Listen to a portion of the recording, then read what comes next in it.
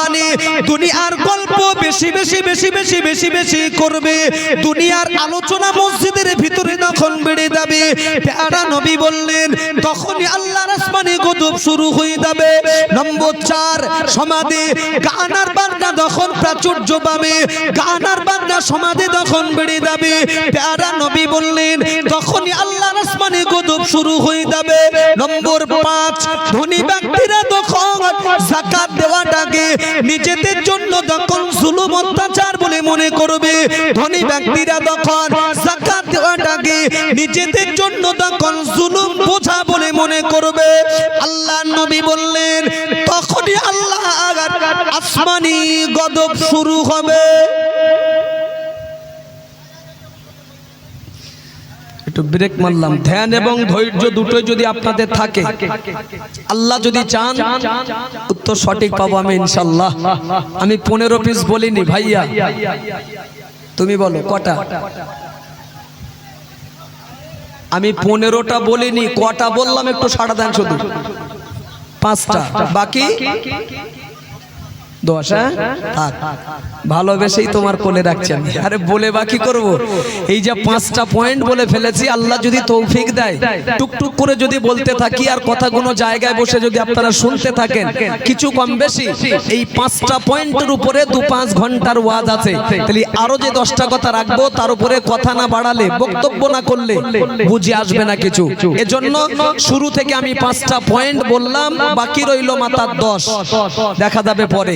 তার ভিতরে নম্বর 1 আমি যে বলেছি 5, তার ভিতরে নম্বর 1 প্রথম পয়েন্ট নবী বলেছেন অযোগ্য ব্যক্তিরা যখন যোগ্যতার আসনে বসবে, নেতৃত্ব দেবে বা কলম নাড়াবে, তখন খেলা শুরু হবে আল্লাহর আসমান থেকে।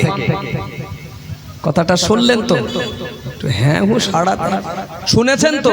আমার কথা নয়, নবী বলেছেন অযোগ্য যারা, মূর্খ যারা বসবে চেয়ারে, কলম ধরবে তখন বা নেতৃত্ব দেবে তখন গজব শুরু হবে আল্লাহর আসমান থেকে।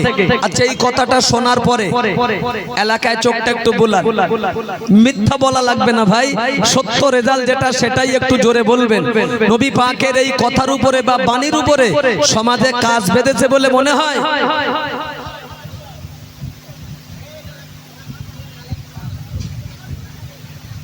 একটু হ্যাঁ না বলেন। হ্যাঁ বাদিনী, বাদিনী চেপে দেন, চেপে দেন, ভয় হচ্ছে আপনাদের বলতে, বুঝতে পারছি। বলেন, বলুন। আজ থেকে 1500 বছর আগে আমার নবী সোনার জবানে যে কথাগুলো বলে গিয়েছেন, যেমন একটা সময় বা পিরিয়ড আসবে এই এই জিনিসগুলো ঘটবে, নবী এতদিন পূর্বে যা বলে চলে গিয়েছেন, আমার নবীর কথাগুলো সত্য হবে না মিথ্যা হবে? একটু জোরে বলে। এটা তো আর বলতে সমস্যা নেই, সত্য না মিথ্যা? সত্য। কত পার্সেন্ট? আলহামদুলিল্লাহ, আলহামদুলিল্লাহ, মোবারকবাদ আপনাদের। এইবার একটু ধোলাই করতে সুবিধা হবে। কেন? একটু আগে যখন বললাম এত জোরে আওয়াজ উঠেনি, তাহলে দ্বিতীয় উত্তরটা এক বাক্যে সবাই বললেন কি করে? যে 1500 বছর আগে নবী যা বলে গিয়েছেন, আমার নবীর কথা সত্য হবে এবং 100% বলেছেন। তো পা যেন স্লিপ না খেয়ে দেয়, পা মজবুত করুন। আপনি যেহেতু বলেছেন, বাকি কথা এবার আমি শোনাচ্ছি। তো যার কথা সত্য হবে এবং 100% আপনার বিশ্বাস, সেই নবী বলেছেন, রাগ করবেন না, আমার কথা না, নবী বলেছেন যে অযোগ্য যারা, মূর্খ যারা বসবে চেয়ারে, কলম ধরবে তখন গজব শুরু হবে আল্লাহর আসমান থেকে। তাহলে এবারে বলুন, সমাজে কাজ বাঁধেনি? আবার সেই বিড়বিড় করে যদি না বাদে নবীর কথা মিথ্যা হবে। এই তো বললেন সত্য হবে 100%, তাহলে বেঁধেছে তো? কোন দিকটা বলবেন? পারিবারিক দিক, সামাজিক দিক, ধর্মীয় দিক, রাজনৈতিক দিক, ভুল বুঝবেন না। সমাজে যারা শিক্ষিত মানুষ, পণ্ডিত মানুষ, জ্ঞানী মানুষ, অধিকাংশ জায়গায়, অধিকাংশ এলাকায় আজকাল শিক্ষিত মানুষের হাতে সমাজের দায়িত্ব নেই, নেই। আমি নবিয়ানা মেম্বারে বসে ছোট্ট মানুষ দায়িত্ব নিয়ে বলছি, পৃথিবী জুড়ে, বিশ্ব জুড়ে এখন মূর্খদের রাজত্ব শুরু হয়েছে। কি রাগ করছেন নাকি? আরে ভাই আমার কথা না, নবী বলেছেন জ্ঞানী মানুষের হাতে পেন থাকবে না। থাকবে না।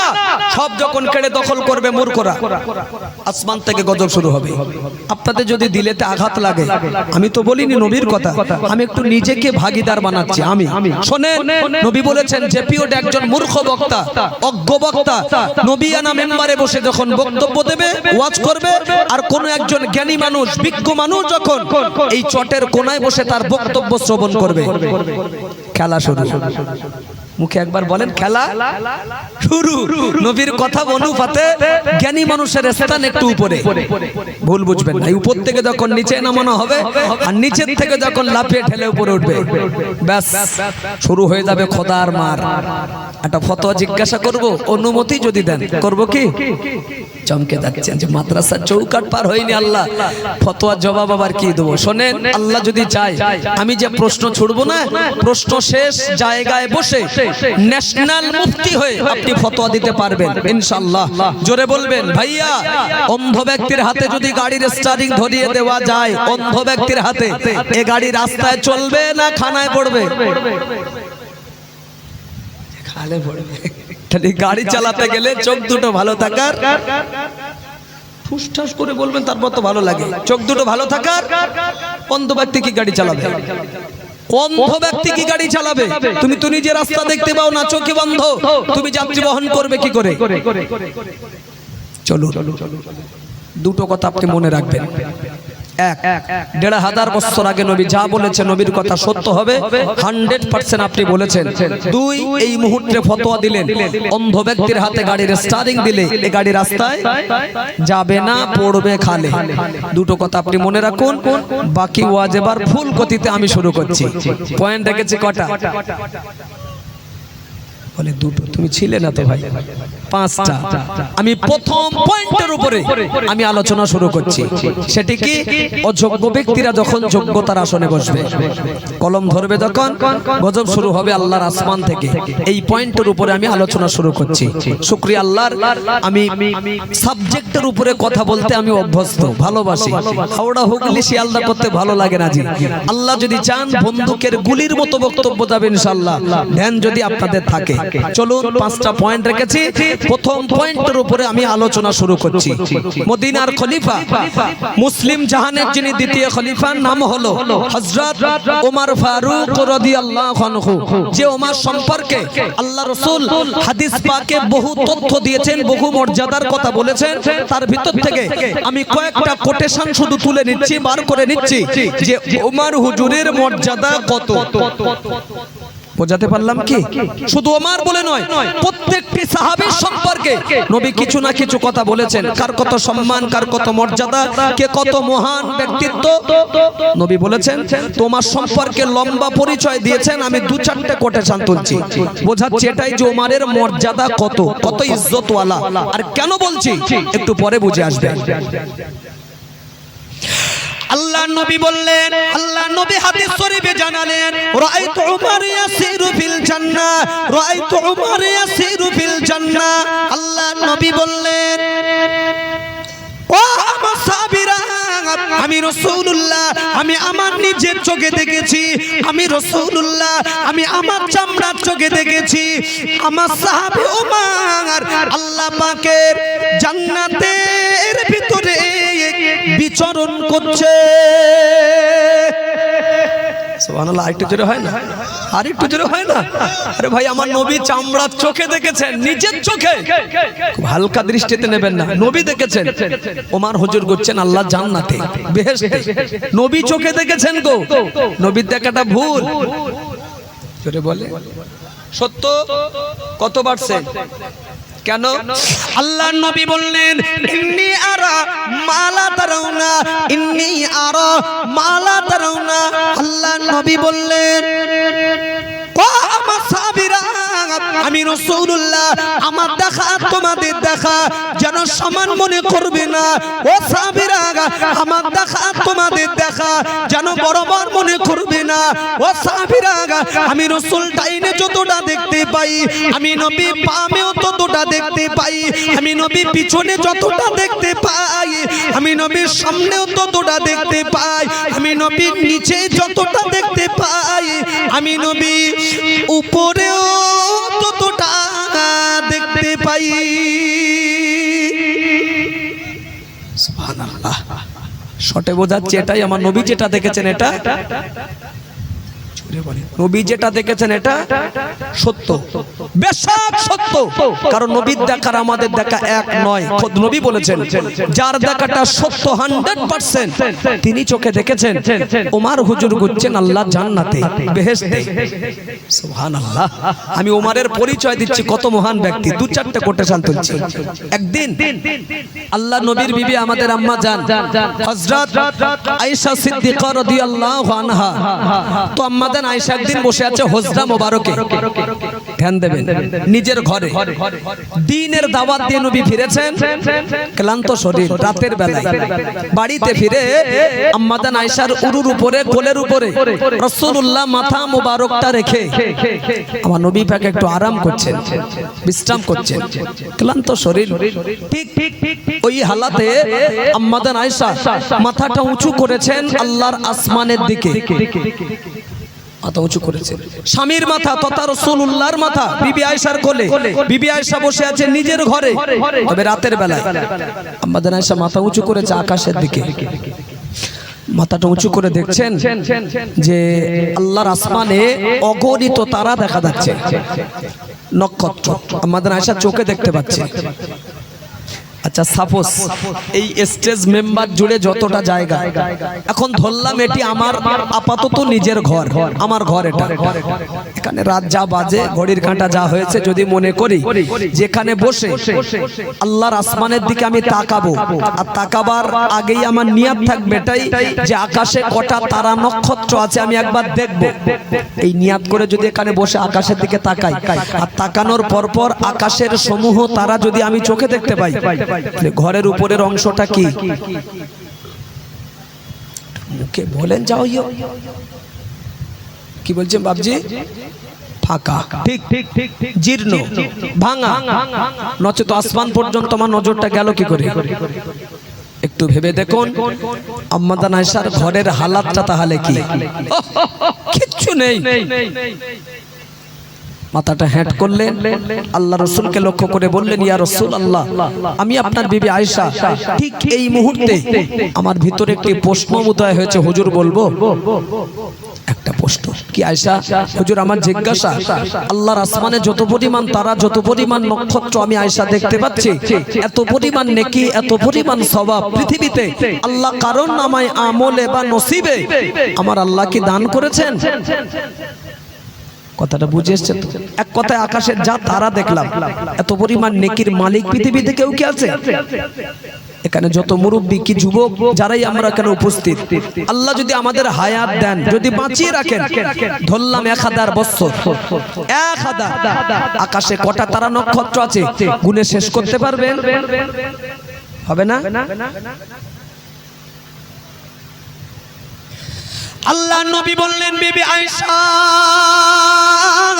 ও বিবি আয়েশা, আল্লাহর আসমানে যত পরিমাণ তারা তুমি দেখতে পাও, আল্লাহর আসমানে যত পরিমাণ নক্ষত্র তুমি দেখতে পাও, এত পরিমাণ নেকি, এত পরিমাণ সওয়াব, এত পরিমাণ জাযা পৃথিবীতে আল্লাহ পাক যদি কারোর নামায় আমলে দান করে থাকে, উনি অন্য কেউ নয়, মুসলিম জানের যিনি দ্বিতীয় খলিফা, নাম হলো হযরত ওমর ফারুক কে আল্লাহ দিয়েছে। হচ্ছে তো? হচ্ছে তো? চট করে জায়গা বসে ভাবুন, আপনি নিজে কটা নেকির মালিক? এ তো শুনছেন ওমর হুজুরের জীবনের কথা, আপনি নিজে কটা নেকির মালিক? জায়গা বসে ভাবুন। বিবেক নামক আদালতে আমি নিজেও প্রশ্ন ছুড়ে দিলাম, আল্লাহ আমি নিজেও কটা নেকির মালিক? তাতেই তো আমাদের হালাত এই। বলেন, এ বলে আমি বড়, তো বলে আমি বড়, গুতো গুতি করে মুসলমান খায় হয়ে গেল। কি আছে জীবনে ভাই? আছেটা কি আপনার জীবনে? আছে বা কি আমার জীবনে? রাগ করেন না। যে ওমর সম্পর্কে আল্লাহ নবী হাদিস পাকে বললেন, লাউ কানা বাদি নবিউল্লাহ কানা উমর, লাউ কানা বাদি নবিউল্লাহ কানা উমর। আল্লাহ নবী বললেন, ও আমার সাহাবীরা, আমি রাসূলুল্লাহ আমি আমার ইন্তেকালের পরে, আমি রাসূলুল্লাহ আমি আমার বিদায়ের পরে আবার যদি পৃথিবীর জমিনে আমার পরে কেউ যদি নতুন নবী হিসাবে আসতো, অন্য কোন ব্যক্তি নবী হিসাবে আসতো না, আমি রাসূলুল্লাহ নাম বলে যাচ্ছি। মুসলিম জাহানের যিনি দ্বিতীয় খলিফা নাম হলো হযরত ওমর ফারুক কে আল্লাহ নবী বানাতো। জোরে বলে কিন্তু হবে, ব্রেক মারছে পারে, জোরে বলবেন হবে, এটাই শেষ কথা। আরে আমার নবী তো শেষ নবী, সুবহানাল্লাহ বলুন। আমার নবী তো শেষ নবী, নবুয়তের দরওয়াজায় আল্লাহ তো চাবি মেরে দিয়েছেন, তালা লাগিয়ে দিয়েছেন। আমার নবী তো শেষ নবী, হবে না, এটা ফাইনাল কথা। যদি হতো লাকানা ওমর, নবী ওমর হুজুরের নাম বললেন, অথচ সম্মানে মর্যাদায় ইজ্জতে যে ওমর হুজুরের নাম নবী বললেন, আমার পরে যদি নবী হতো ওমরই হতো নবী, ওই ওমর হুজুরের তুলনায় সম্মানে মর্যাদায় ইজ্জতে লাখো লাখো গুণ বেশি আবু বকর হুজুর। সুবহানাল্লাহ, আরো জোরে হোক। আপনাদের সন্দেহ হচ্ছে নাকি? সন্দেহ হলো? যদি না হয় ওই সন্দেহ ছাড়াই কথাটা জোরে বলুন তো, এই পৃথিবীতে রাসূলুল্লাহর পরে স্থান কার?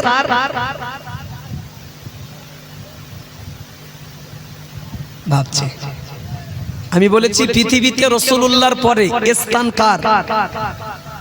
কেউ বলতে পারবেন না? বাহ, মোবারকবাদ আবু বকর সিদ্দিক, কোনো সন্দেহ নেই নবীর পরে স্থান আবু বকর হুজুরের। আচ্ছা, স্থান যদি নবীর পরে আবু বকর হুজুরের হয়ে থাকে, স্থান যার, তাহলে নবীর পরে যদি আবার নবী আসার ব্যাপার থাকতো, স্থান যার, সেই ব্যক্তিটার নাম না করে নবী ওমর হুজুরের নাম বললেন কেন? বাংলা কথা বুঝুন। আবু বকর এক, ওমর দুই, একবার দিয়ে নবী দুইয়ের নাম বললেন কেন? লম্বা কথা, প্রয়োজন যেটা সেটাই একটু তুলে ধরছি।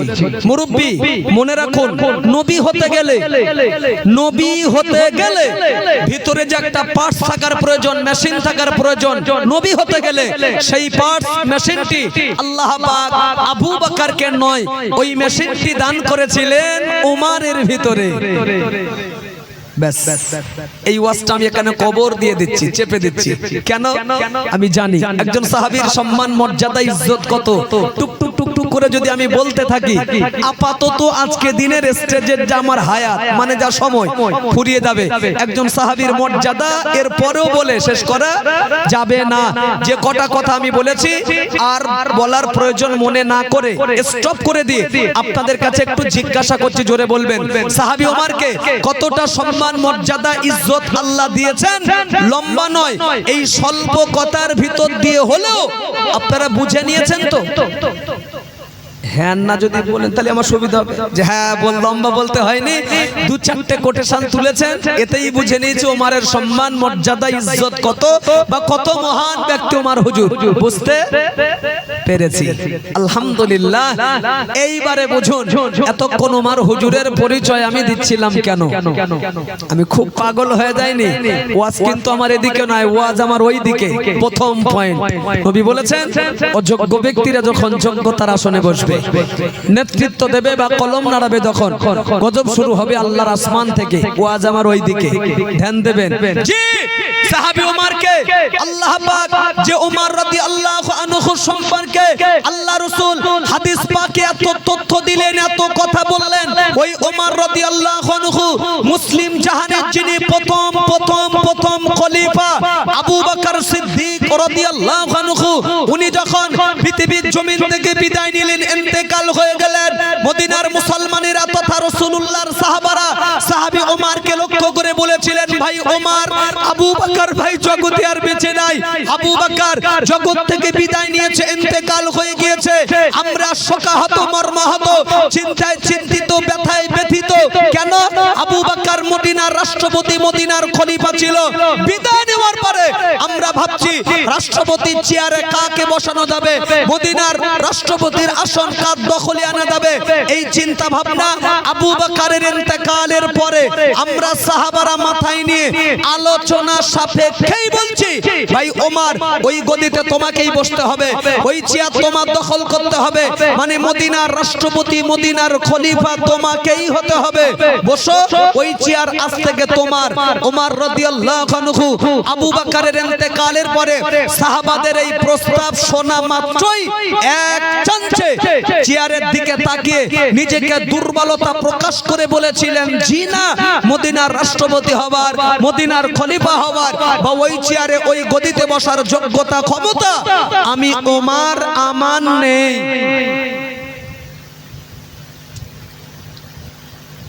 সত্যি আপনারা সরল মনের মানুষ, আমার ছোট্ট ব্রেনে যা আসছে তাই বলছি, সরল মনের মানুষ। যদি বলেন কেন, যদি বুঝে থাকেন সুবহানাল্লাহর আওয়াজ কিন্তু বাসি হবে না। হ্যাঁ, একদম টাটকা আপনার আওয়াজ দেবেন, এটা আমার বিশ্বাস। মানে বুঝতে পারেননি, আমি সহজ ভাষায় বলছি। শোনেন, আবু বকর সিদ্দিক মদিনার রাষ্ট্রপতি নেই, ইন্তেকাল হয়ে কবরের মাটিতে চলে গিয়েছেন। ভাই এই চেয়ার খালি, একজনকে বসা লাগবে তো? তো হ্যাঁ না বলে। সিদ্ধান্ত হচ্ছে সাহাবাদের ভিতরে, জনগণের ভিতরে, ওই চেয়ারে বসবে ওমর, দ্বিতীয় খলিফা আবু বকরের পরে তার স্থান। এখন সিদ্ধান্ত করার পরে বা আলোচনা শেষ করে জানাকে বসাবেন তার কাছে প্রস্তাব দিতে হবে তো, জানাতে হবে তো। এখন বিষয়টা ওমর হুজুরের কাছে বললেন যে আমরা সিদ্ধান্ত নিয়েছি ওই চেয়ারে তোমাকে আমরা মানে দেখতে চাই, বসো।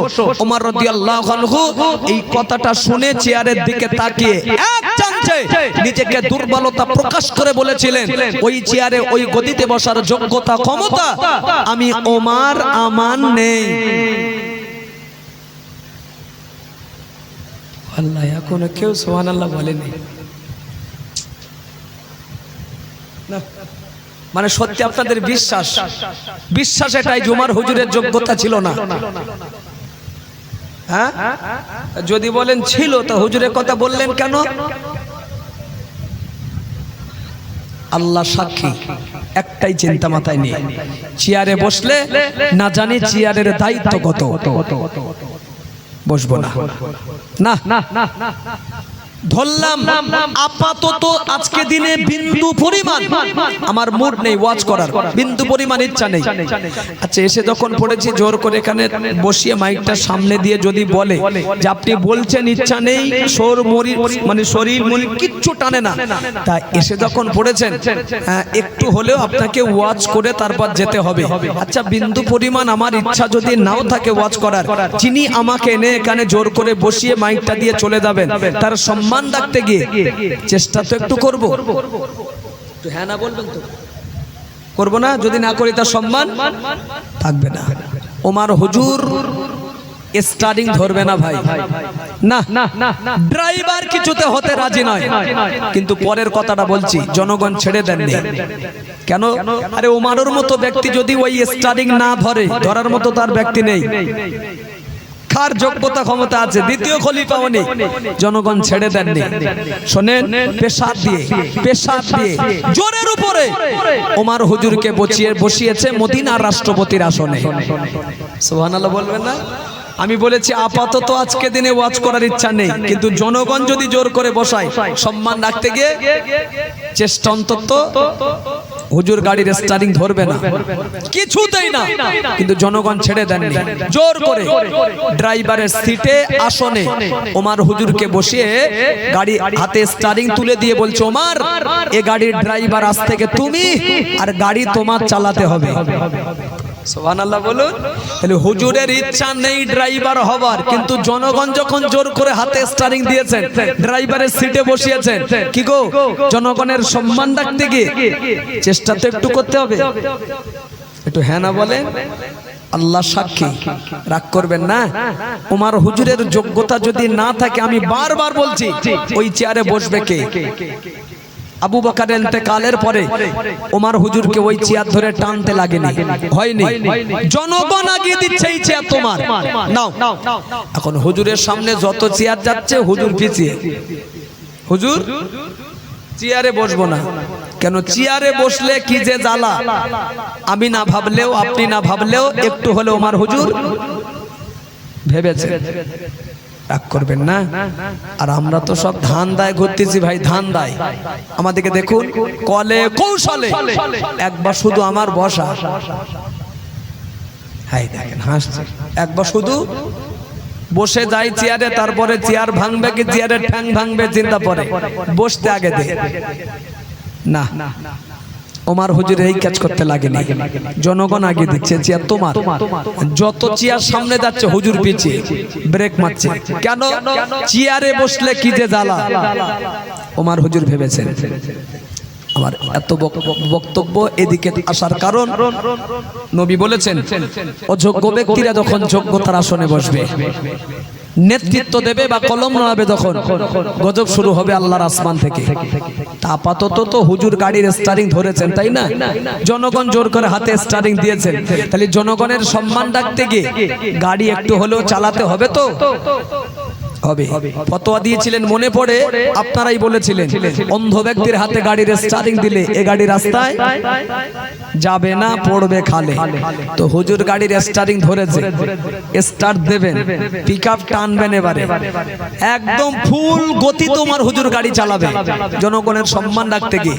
ফলো রাখবেন এটাই যে ওমর হুজুর গাড়িটা ফুল গতিতে চালিয়ে সিধা সিধা সিধা গাড়িটা চালিয়ে পশ্চিমে নিয়ে যায় না, কন্ট্রোল হারা হয়ে গিয়ে এদিক ওদিক বেঁকিয়ে ফেলে। ফলো রাখবেন এটাই। আর পাশাপাশি এটাও ফলো রাখবেন যে আমরা যাদের হাতে গাড়ির স্টারিং দিয়েছি আমাদের গাড়িটাও কোন দিকে। নবী বলেছেন অযোগ্য ব্যক্তিরা যখন যোগ্যতার আসনে বসবে, তাহলে পেন থাকবে জ্ঞানী মানুষের হাতে, শটে বুঝে উঠবে যখন মূর্খদের হাতে। ওয়াজ করবে যোগ্য আলেম, করবে যখন মূর্খ আলেম। গাড়ি চালাবে যার চোখ ভালো, ধরবে যখন যার চোখ খারাপ, অন্ধ। গজব শুরু। বলেছিলাম না সৃষ্টির সেরা স্থান সকলের ঊর্ধ্বে, নামলাম নিচে কেন? কাদের দোষে কাদের ভুলেতে হচ্ছে তো। এবার গাড়ি চালাচ্ছে একটু দেখে নেন, ড্রাইভার হলে কি যে জ্বালা, কি দায়িত্ব শুধু দেখুন। সাহাবী ওমর রাদিয়াল্লাহু আনহু মদিনার রাষ্ট্রপতি হওয়ার পরে, মদিনার খলিফা হওয়ার পরে সাহাবী ওমর রাদিয়াল্লাহু আনহু কোনদিন আরামের বিছানায় ঘুমাতেন না গো। গভীর রাত, নিঝুম রাত, সাহাবী ওমর মদিনার অলিতে গলিতে অলিতে গলিতে হাঁটতেন। কেননা আমি ওমর মদিনার রাষ্ট্রপতি, মদিনার খলিফা, আমার রাজত্ব কালে কোন একজন ব্যক্তি যদি কষ্টে দেয় তার দিনটা কাটে। শুধু তাই নয়, সাহাবী ওমর একদিন মদিনার মসজিদে নববী শরীফে বসে বসে সাহাবী ওমর একদিন এত কান্না কাঁদে, এত চোখের পানি ঝরায়, আমার নবী পাকের অন্যান্য সাহাবারা সাহাবী ওমরকে লক্ষ্য করে বলেছিলেন, ভাই ও ভাই ওমর, আল্লাহ পাক পৃথিবীর জমিনে 10 জন সাহাবাকে আল্লাহ জান্নাতের লাকাব দিয়েছে। আল্লাহ পাক পৃথিবীর জমিনে 10 জন সাহাবাকে আল্লাহ জান্নাতের টিকিট দিয়েছে। ও ভাই ওমর, 2 নম্বর ভিতরে 2 নম্বর তোমারই নাম আছে। ভাই ওমর, তুমি অবশ্যই পৃথিবীতে জান্নাতি জান্নাতি জান্নাতি। সুবহানাল্লাহ বলুন। ও ভাই ওমর, যে ব্যক্তিটা হাতে জিন্দেগি বেঁচে থাকা অবস্থায় আল্লাহর তরফ থেকে যিনি জান্নাতের টিকিট পেয়ে গিয়েছে, ওই ব্যক্তিটার দুনিয়াতে এত কান্নার প্রয়োজন কিসের, এত চোখের পানি ঝরানোর প্রয়োজন কিসের? তোমার হাতে তো রয়েছে দুনিয়াতে জান্নাতের টিকিট। সাহাবী ওমর রাদিয়াল্লাহু আনহু কাঁদতে কাঁদতে বলেছিলেন, না না ও নবী পাকের সাহাবারা, ও আমার সাথীরা সঙ্গীরা, আমি ওমর কেন কাঁদছি জানো? আমি ওমর, আমি মদিনার রাষ্ট্রপতি, মদিনার খলিফা, আমার রাজত্ব কালে কোন একজন ব্যক্তি যদি কষ্টে তার দিনটা কাটে, শুধু তাই নয়, ফোরাত নদীর কূলে একটা কুকুরের বাচ্চা যদি নাকে মারা দেয়, ফোরাত নদীর কূলে একটা চতুষ্পদ জন্তু যদি অনাহারে মারা দেয়, কিয়ামতের ময়দানে আল্লাহর আদালত থেকে রাষ্ট্রপতি ওমর কখনো রেহাই পাবে না।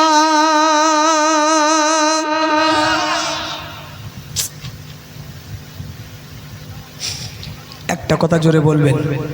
আল্লাহ সাক্ষী, দিলেতে আঘাত দেওয়ার নিয়তে আপনাদের মাইকে মুখ দিইনি, কথাটা জোরে বলবেন। হুজুর যে গাড়ি চালাচ্ছেন, ওমর হুজুর শুরু যে করেছেন, ড্রাইভারের মাথায় যাত্রীর চিন্তা আছে? হাসে না, কাঁদে না, কিচ্ছু বলে না। হুজুর যে ড্রাইভার, শুধু এতটুকু বলেন, যাত্রীর চিন্তা মাথায় আছে?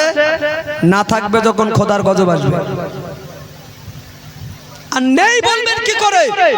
হুজুর তাহাজ্জুদের ওয়াক্তে মসজিদে নববী শরীফের ভিতরে গিয়ে ভয়তে কাঁদছেন, চোখে পানি ঝরাচ্ছেন, আর ভাবছেন এটাই যেটা আমার পিরিয়ড, আমার সময়। মানুষের কথা বাদ দাও, জনগণের কথা ফেলে দাও। ফোরাত নদীর কূলে একটা চতুষ্পদ জন্তু কুকুরের বাচ্চা যদি না খেয়ে খোদার যন্ত্রণা যদি অনাহারে মারা যায়, কি তাকওয়া, কি আল্লাহর ভয়! ওমর হুজুর কাঁদছেন এই মনে করে যে আল্লাহর শাহী দরবারে কিয়ামতের ময়দানে আমাকে ধরা পড়তে হবে, জবাবদিহি করতে হবে। তো দায়িত্ব পালন হচ্ছে কি হয় না, পাচ্ছি কি পারি না, এই মনে করে আমি ওমর ভয়েতে কাঁদছি। সুবহানাল্লাহ, একবার জোরে বলুন। আল্লাহ সাক্ষী, খুশি সংবাদ একটা দিয়ে দিয়ে আগে থেকে শোনে। আল্লাহর কসম একবার, আল্লাহর কসম দুইবার, রবের নামের কসম তিনবার। হুজুর যতক্ষণ গাড়ি চালাবে, ওমর হুজুর যতক্ষণ স্টিয়ারিং হাতে নিয়ে ড্রাইভার হয়ে গাড়ি চালাবে, বিন্দু থেকে বিন্দু পরিমাণ গাড়ি এদিক ওদিক বেঁকবে না, বেঁকবে না, বেঁকবে না, চুল পরিমাণ। তার কারণ একটাই, বিন্দু পরিমাণ গাড়ি বেঁকবে না, কারণ একটাই, মুখস্থ করুন, সেটি হলো ওমর রাদিয়াল্লাহু আনহু অন্ধ ড্রাইভার নন, চোখওয়ালা গাড়ির ড্রাইভার। আরো চিল্লে বলে, চোখওয়ালা গাড়ির ড্রাইভার হওয়ার পরেও চোখ ভালো, চোখ ক্লিয়ার, অথচ বলছেন যে আমি ড্রাইভার হওয়ার যোগ্য নই, আমি উপযুক্ত নই, আমি স্টিয়ারিং ধরবো না, অথচ চোখ ভালো। তুমি অন্ধ হয়ে ধরার জন্য লাফাচ্ছ কেন? রাগ করছেন নাকি? রাগ করছেন?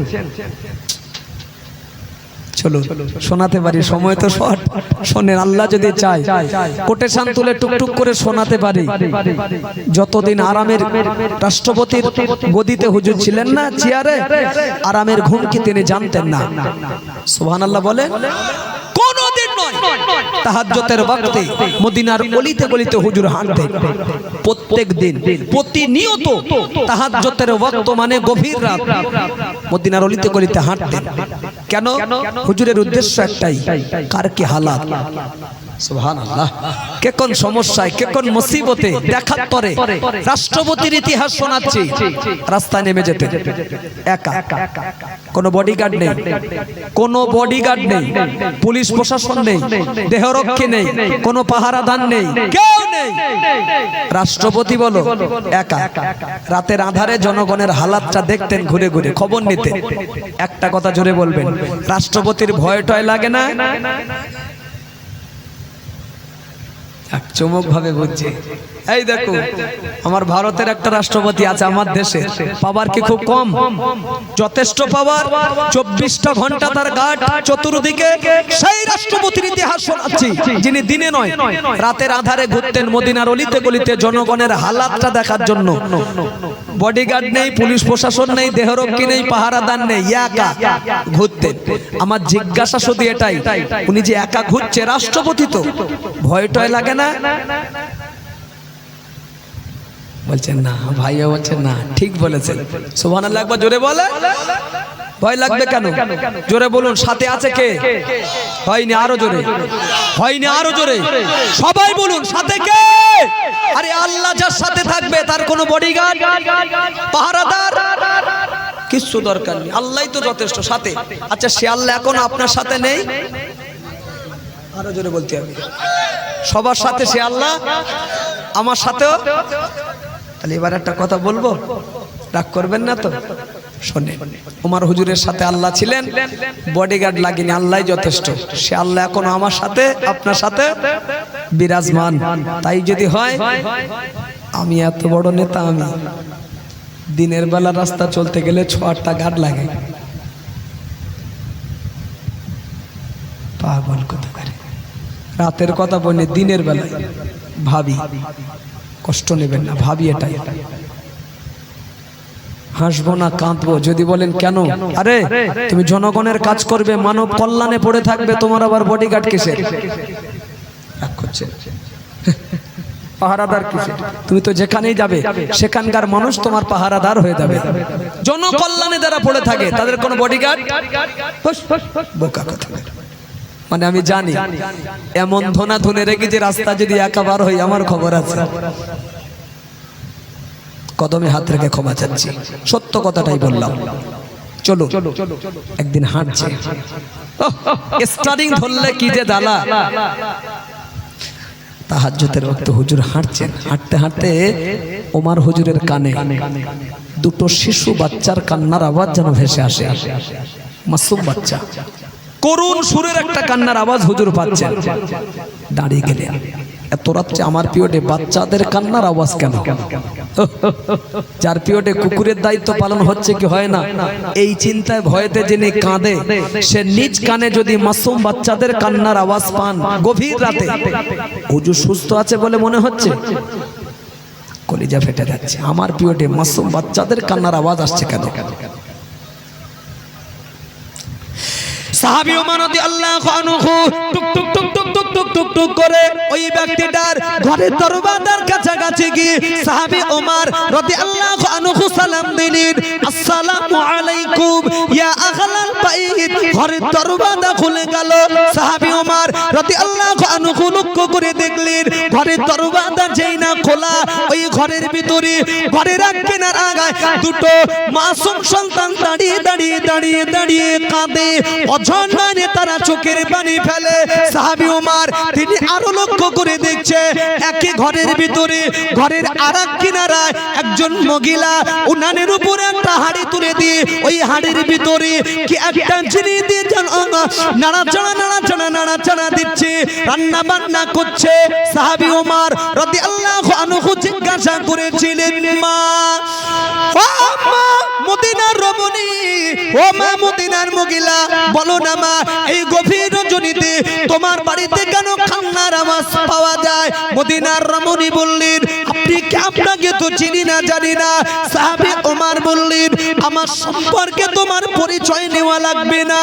ও মা মদিনার রমণী, এই গভীর রজনীতে যদি তোমার বাড়ি কোনো বিপদ ঘটে যায়, বিপদের কথা কি বলা যাবে না মা? বলো না কি সমস্যা, কি অসুবিধা? ও বাবাজি, সাহাবী ওমরের কথা শেষ, মদিনার রমণী কাঁদতে কাঁদতে বলেছিলেন, কি বলবো দুঃখের কথা, কি বলবো ব্যথার কথা। বিগত কয়েকদিন আগে স্বামী আমার জগৎ থেকে ইন্তেকাল হয়ে গিয়েছে। বিগত কয়েকদিন আগে স্বামী আমার জগৎ থেকে মারা গিয়েছে। আল্লাহ পাক আমার গর্ভে দুটো সোনার মানিক আল্লাহ দান করেছে গো। ওই দুটো বাচ্চাকে রেখে দিয়ে ওর আব্বা বিগত কয়েকদিন আগে ইন্তেকাল হয়ে গিয়েছে। বর্তমানে আমার দুটো সন্তান ওরা এতিম আব্বা হারা।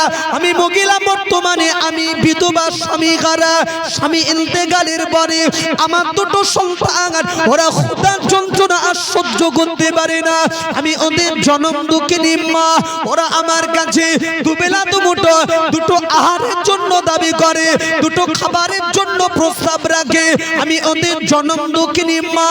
আমার সন্তানদের মুখে দুবেলা দুমুঠো আমি ভালো করে আহার তুলে দিতে পারি না, খাদ্য ধরতে পারি না, যার কারণে রাত গভীর ওদের চোখে ঘুম আসে না। ওদের পেটে এখন অত্যন্ত ক্ষুধার জ্বালা। তাই ক্ষুধার জ্বালা, ক্ষুধার যন্ত্রণা সহ্য করতে না পেরে এই গভীর রজনীতে ঘরের কিনারায় দাঁড়িয়ে দাঁড়িয়ে দাঁড়িয়ে দাঁড়িয়ে ওরা কাঁদে। কান্নার কারণ ওদের পেটে এখন অত্যন্ত ক্ষুধার জ্বালা। সাহাবী ওমর রাদিয়াল্লাহু আনহু শুনেই বললেন, মা ও মা মদিনার রমণী, আমি বুঝেছি বাচ্চারা কাঁদছিল ক্ষুধার যন্ত্রণায়, তবে এসেই তো দেখছিলাম তোমার দুটো সন্তান ঘরের ওই কিনারায় দাঁড়িয়ে দাঁড়িয়ে কাঁদছিল, আর তুমি ঘরের এই কিনারায় উনানের উপর একটা হাঁড়ি তুলে দিই, ওই হাঁড়ির ভিতরে কি একটা জিনিস দিয়ে নাড়াচাড়া দিচ্ছিলে, রান্না বান্না করছিলে। বলো না মা, সন্তানদের জন্য তুমি কি রান্না করছিলে? ও সাহাবী ওমরের কথা শেষ, মদিনার রমণীর কান্না আরো বেড়ে গেল। কি বলবো দুঃখের কথা, কি বলবো ব্যথার কথা। আল্লাহর জাত ও সিফাতের কসম খেয়ে বলি, আমি ওদের জনম দুঃখিনী মা, আমার সন্তানদের জন্য আমি মূলত হাঁড়িতে কিছু রান্না করি না গো, সান্ত্বনা দেওয়ার জন্য, আমার সন্তানদের মুখে হাসি ফোটানোর জন্য আমি মিছে মিছে আমি উনানের উপরে একটা হাঁড়ি তুলে দিয়েছি।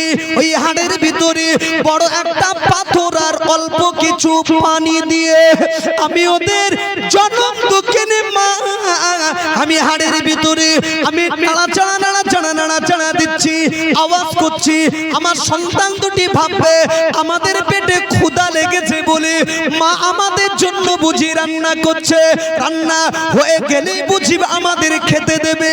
কিন্তু না, আল্লাহর জাত ও সিফাতের কসম, মা হিসাবে আমার উদ্দেশ্য এটাই, আমি তো জানি পানি আর পাথর ছাড়া অন্য কোনো জিনিস নাই। আমি দেরি করে আমার ছলনা, আমার বাহানাটা আমি চালিয়ে যাব, পানি আর পাথর নিয়ে আমি খেলাটা খেলে যাব। বাচ্চারা বেশিক্ষণ জেগে থাকতে পারবে না, গভীর রাত হয়ে গেলে রান্নার অপেক্ষা করতে করতে ওরা ঘুমিয়ে যাবে। ওরা ঘুমিয়ে গেলে আমার ছলনা, আমার বান আমি তখন বন্ধ করে দেব। তাই আপাতত ওদের চোখে ঘুম আসে না বলে আমি পানি আর পাথর নিয়ে আমি খেলাটা খেলছিলাম। সাহাবী ওমর রাদিয়াল্লাহু আনহু শুনেই বললেন, মা, ও মা মদিনার রমণী, তুমি একই কথা আমাকে শোনালে বলো না মা, আমি ওমর, আমি মদিনার রাষ্ট্রপতি, মদিনার খলিফা, আমার রাজত্ব গালে তোমার দুটো সন্তান ওরা যদি ক্ষুধার যন্ত্রণায় মারা যেত কিয়ামতের ময়দানে আল্লাহর আদালত থেকে আমি ওমর কখনো রেহাই পেতাম না মা। ও মা মদিনার রমণী, একটু কি ধৈর্য কি ধরা যাবে, সবর কি করা যাবে, দেখি তোমার জন্য কি ব্যবস্থা করতে পারি। সাহাবী ওমর রাদিয়াল্লাহু আনহু এই কথা বলে ছুটে বাইতুল মালে প্রবেশ করে এক বস্তা আটা রাষ্ট্রপতি তার মাথায় তুলে নিয়ে মদিনার রমণীর বাড়ি এসে বলেছিলেন, মা, ও মা মদিনার রমণী, এই আটার বস্তাটা আমি রেখে গেলাম মা, এই আটার বস্তা থেকে আটা নিয়ে তোমার সন্তানদের মুখে এখন রুটি রুজির ব্যবস্থা করো। ও মা মদিনার রমণী, আবার যদি কখনো প্রয়োজন হয় আমি ওমর আমার রাজ দরবারে চলে আসবে।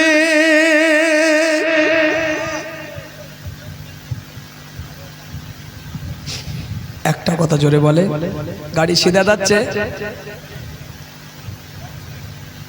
চাই না, বেঁকবে যখন খোদার গজব আসবে।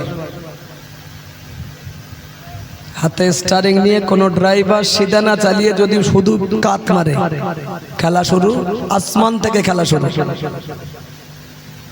একটা কথা ভাবেন, রাষ্ট্রপতির মাথায় আটার বস্তা, আর কিছু শুনবেন কি? থাক, হায়াত বাকি। ও আল্লাহ, সে ঘড়ির কাঁটা চড়চড় করে ঘুরছে। আল্লাহ শুকরিয়াই দেখেন, একটা কথা বলে হয়তো খারাপ ভাববেন, এই ঘড়ির কাঁটা যখন বেঁধে স্টেজে তুলে না, আমার মনটা খারাপ হয়ে যায়। সত্যি নবিয়ানা মেম্বারে বসে বলছি, ঘন্টা দেড় এক দুই পরে হবে ইঞ্জিন গরম হয়, সেই সময় বলছে শেষ করে দাও, মানে চটচট করে ঘড়ি কাঁটা ঘুরছে, আমি আর ওয়াশ করবো না, থাক এই পর্যন্ত। একটা পয়েন্টের উপরে ওয়াচ করতে করতে ওয়াজ শেষ হয়নি, ইনশাআল্লাহ এই পয়েন্টের উপরে ঘন্টা দিয়ে এখন ওয়াজ হবে। গাড়ি সিধা যাবে না বেঁকবে, শুধু এই বলতে বলতে ঘন্টা দিয়ে যাবে। একটা পয়েন্ট, তাহলে আরো বাকি কটা? বলেছি তো আমি 5টা, তাহলে একটা পয়েন্টের উপরে এই ঘন্টা খানেক হয়েছে, আরো 2 ঘন্টা যাবে, মানে 3 ঘন্টা। তাহলে আরো যে 4টা পয়েন্ট আছে, তাহলে এই সব ওয়াজ শুনতে গেলে এখান তো ফজরের নামাজ পড়তে আপনার বসে সে ধৈর্য আপনাদের নেই আর আমার হাতেও সময় নেই। এই পর্যন্ত থাক। শুরু থেকে বোঝাতে চেয়েছে এটাই যে চেয়ারে বসলে কি যে জ্বালা, কি যে দায়িত্ব। স্টারিং ধরলে ড্রাইভারের মাথায় কি চিন্তা থাকা দরকার, সিধা চালাবে নাকি বেঁকাবে, ওয়াচ করবে যোগ্য আলেম না মূর্খ আলেম, পেন থাকবে জ্ঞানী মানুষের হাতে না মূর্খদের হাতে, গাড়ি যে চালাবে যার চোখ ভালো না যে অন্ধ। বলতে বলতে এই পর্যন্ত আমি এসেছি, থাক আর বলবো না। হায়াত বাকি, মোলাকাত বাকি।